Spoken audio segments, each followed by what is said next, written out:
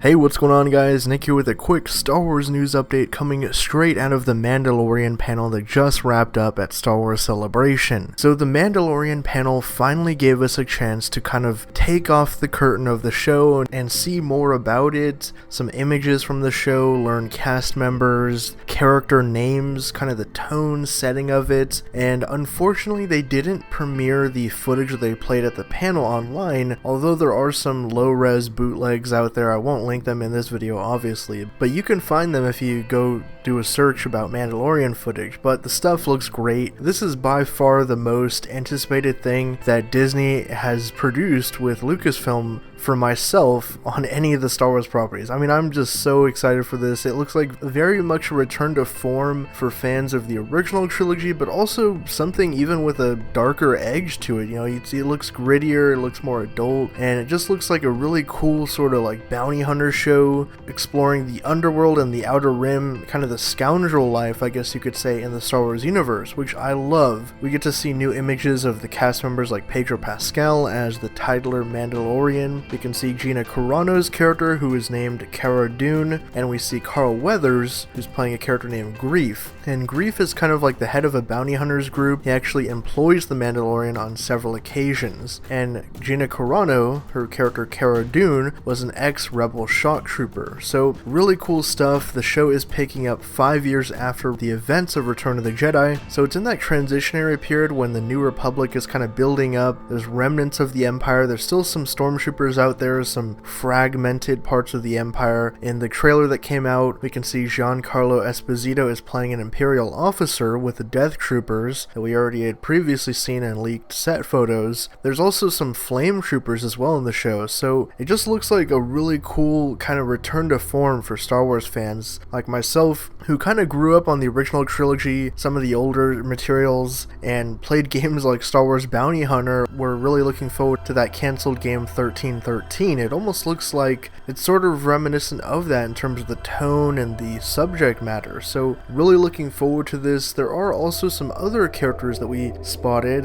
Mark Boone Jr., who you guys might know from Sons of Anarchy, and Batman Begins is in the show playing some sort of a scoundrel bounty hunter like character. Someone who appears to be similar to 4-LOM is in the show as well, and there's some action shots of IG-88, but overall everything they said at the panel has me very excited. The footage looks great, and I just can't wait to see the show when it debuts on Disney Plus this November. But post your thoughts down in the comments below. What do you guys think of the new updates for The Mandalorian? Did you guys get a chance to check the footage out that did make its way online? And what are your thoughts on the show now that we have a very solid idea of what it's going to look like and be like tonally and visually? It's going to be so cool to be able to explore the Star Wars universe across a long-form television series as well, because this is the first time we're getting a live-action Star Wars series, which has tried and failed to happen several times over the years. For more updates on The Mandalorian and everything in the Star Wars universe and pop culture,